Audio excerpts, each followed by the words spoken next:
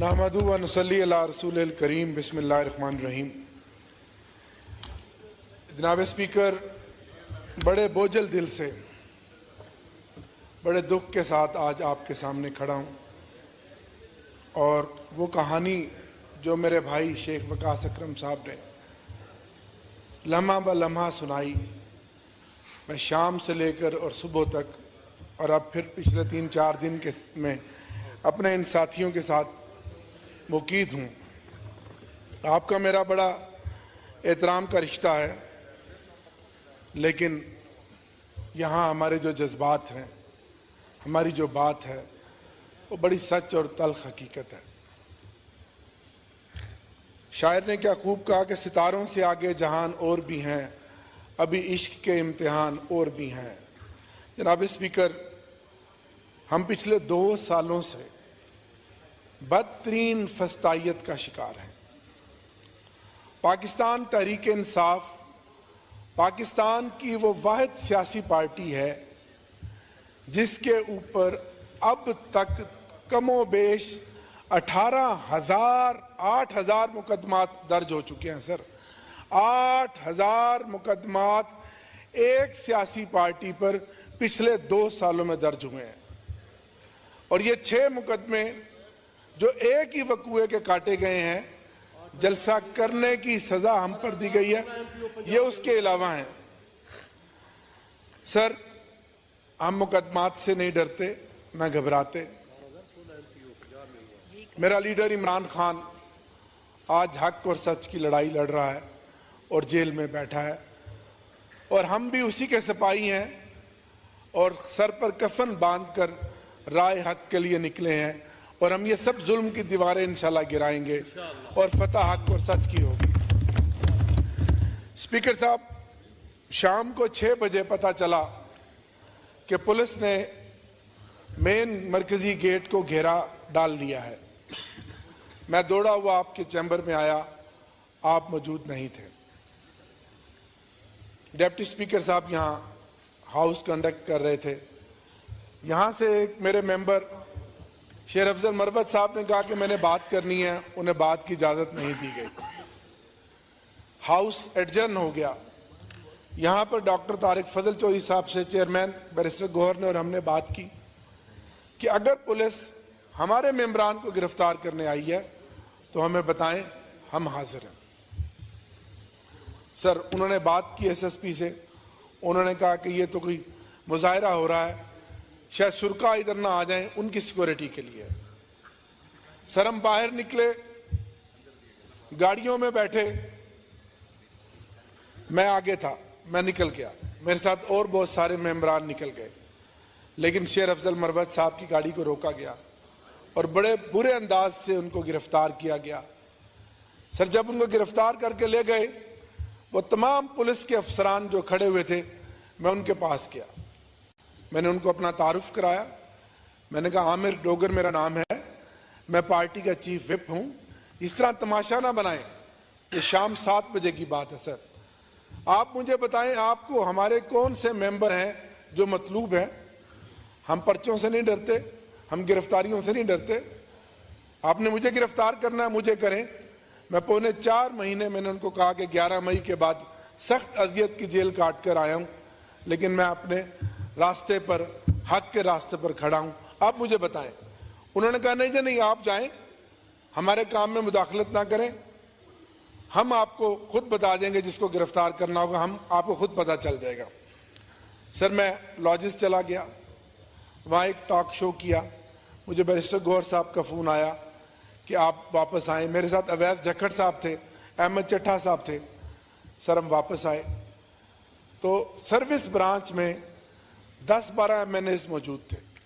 Sir, 6-8 MNAs और आ गए इस खैर सगाली के लिए, हमारे साथ हमदर्दी के लिए, क्योंकि मैं पार्टी का चीफ विप हूँ, मेरा ये फ़र्ज़ बनता था कि मैं अपने MNAs के साथ बैठता।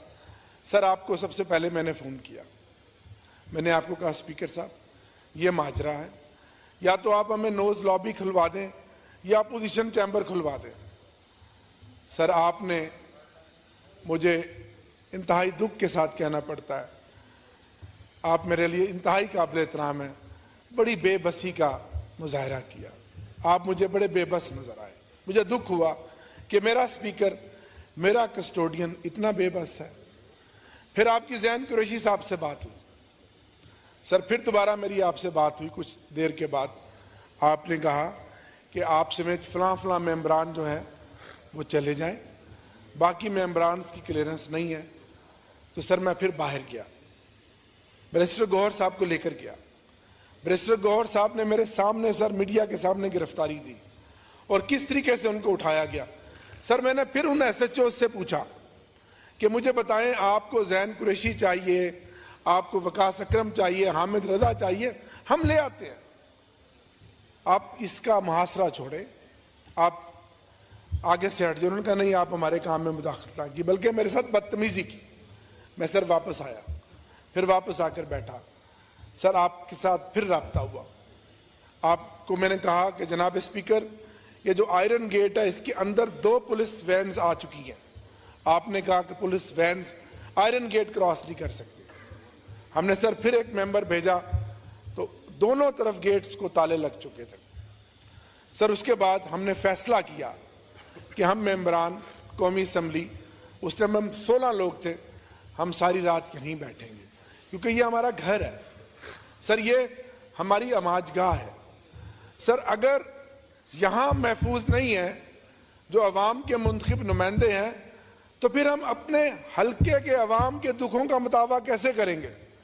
सर मैं 1.5 लाख वोट लेकर आया हूँ, 6 लाख कमोबेश वोटर्स का मैं नुमाइंदा हूँ। अगर ये अवान मुझे प्रोटेक्शन नहीं दे सकता तो मैं अपने हल्के के अवाम को कैसे प्रोटेक्शन दूंगा। सर ये अवान जो 24 करोड़ अवाम का नुमाइंदा बैठा है, अगर यहाँ मेंबर कौमी असम्बली महफूज नहीं है इस बिल्डिंग में, तो सर फिर कोई भी महफूज नहीं है। सर मेरे मुंह में खाक, जब वो इस बिल्डिंग में आ गए हैं तो बस सर देर कितनी है कि वो इस कुर्सी से आपको भी उठाकर गिरफ्तार कर सकते हैं जिस कुर्सी पे आप बैठे हुए हैं। सर इस हाउस के अंदर से भी किसी मेंबर को गिरफ्तार कर सकते हैं, आपके चैम्बर से भी किसी को गिरफ्तार कर सकते हैं। तो सर हमें दुख सिर्फ इस बात का है कि जिस बेदर्दी से हमारे मेंबरान को उठाया। सर 2:45 बजे तकरीबन शेख वकास साहब के मुलाजिम ने आकर बताया, कुछ मेंबरान सर सोने के लिए मस्जिद में चले गए, हम लोग बैठे रहे। सर 2:45 बजे वकास अकरम साहब के मुलाजिम ने बताया कि बाहर गाड़ियां आ गई हैं। सर मैं सुवेनियर शॉप के पास शीशे के साथ खड़ा होकर मैंने देखा 4 गाड़ियां सर ब्लैक शीशों वाली, 2D करोला, 2 डाले सर और 1 लैंड क्रूजर। सर 30 से 40 लोग निकले जिन्होंने नकाब पहने हुए थे और मैं सर दौड़ के दोबारा सर्विस ब्रांच में आ गया और मैंने अपने साथियों को कहा कि आप लोग ऊपर जाएं ताकि ये अंदर आ रहे हैं। सर वो अंदर आए, जैसे ही वो अंदर आए सर बिजली चली गई पार्लियामेंट की।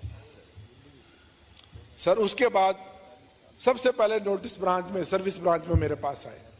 मैंने उनको अपना तारुफ कराया। मैंने कहा मैं आमिर डोगर मेंबर कौमी असम्बली हूँ, बाहर 2 दफा गेट पर गया हूँ, आपने उस वक्त हमारी बात नहीं मानी, आप बिल्डिंग के अंदर आ गए, आपने इतनी जुर्रत की है, ये मेरा उनसे मुकालमा है। वो कहते आपको नहीं पता, आप क्या बात करते हैं, चले हमारे साथ। एक बंदे ने यहाँ से बाजू पकड़ा, एक ने यहाँ से बाजू पकड़ा, मेरे मोबाइल लिए, कोड मांगा, कोड मैं देने लगा, मुझसे बदतमीजी की। मैंने कहा बदतमीजी नहीं करें, ये पार्लियामेंट की बिल्डिंग के अंदर आप खड़े हुए हैं। उन्होंने कहा छोड़ें पार्लियामेंट वगैरह, आगे लगो।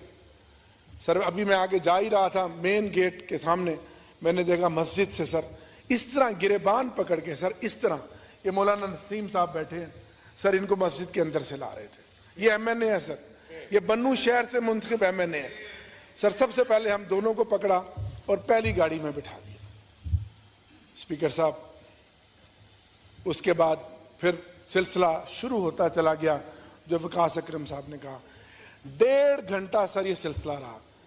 सर जब हम आपसे कहते हैं, आप कहते हैं कि अमला नहीं मिल रहा, लॉबी नहीं खुल सकती, अपोजिशन चैम्बर नहीं खुल सकता, सर लाइट बुझाने और जलाने वाला भी आ जाता है, सर चाबियां भी मिल जाती हैं, और सर जब हमें गाड़ियों में डालकर बाहर एस्टेब्लिशमेंट ऑफिस वाले गेट पे लेकर जाया जाता है, वो गेट भी खुल जाता है और उस गेट के सामने आपकी जो सिक्योरिटी है वो सारे वहां खड़े हैं।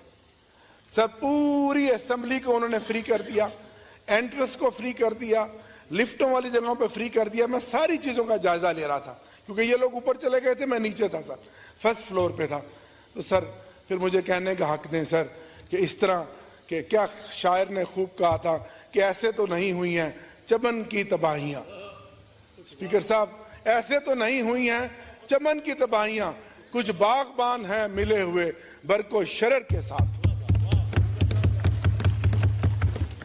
स्पीकर साहब, मैं शुक्रगुजार हूं ऐवान में बैठी हुई तमाम जमातों का जिन्होंने कल इस इतने बड़े सानिया पे, जो जमहूरियत पे हमला है, जो पार्लियामेंट पे हमला है, हमारे हक में बात की। आपने प्रोटेक्शन ऑर्डर जारी किया। सर मैं ये समझता हूं कि ये बात यहां तक नहीं रुकनी चाहिए, हमें आगे बढ़ना चाहिए। जो आपने ये कमेटी बनाई है सर, इस कमेटी को अगर आपने इफेक्टिव करना है तो सर इसकी सरबराही कोई मिनिस्टर ना करे, इसकी सरबराही सर अपोजिशन में से किसी को करवाएं, या स्पीकर साहब आप खुद करें, या जो हमारे एलाइज हैं, आपके गवर्नमेंट के एलाइज हैं, उसमें से कोई सीनियर मेंबर करे, अगर आपने इसको इफेक्टिव बनाना है। सर ये कैसे हो सकता है कि मुंसफ भी आप और मुद्दई भी आप, किसे वकील करें किसे मुंसफी चाहें, ऐसे नहीं हो सकता। जो आपका पहला जो वो था ना जी, जो सेनेट चेयरमैन था जी। और सर आखिर में मेरे बाकी साथियों ने भी बात करनी है। सर कितनी अफसोस और कितना इस कानून का मजाक है स्पीकर साहब कि हम 6 MNAs उन 5 FIRs में मुलजिम नहीं है। ना मैं मुलजिम हूं, ना मेरे साथ अवैध जखड़ साहब मुलजिम है, ना शाह आहद साहब मुलजिम है, ना जुबैर खान साहब मुलजिम है, ना मौलाना नसीम साहब, ना यूसुफ साहब। सर हम तो अपने साथियों के साथ बैठे थे।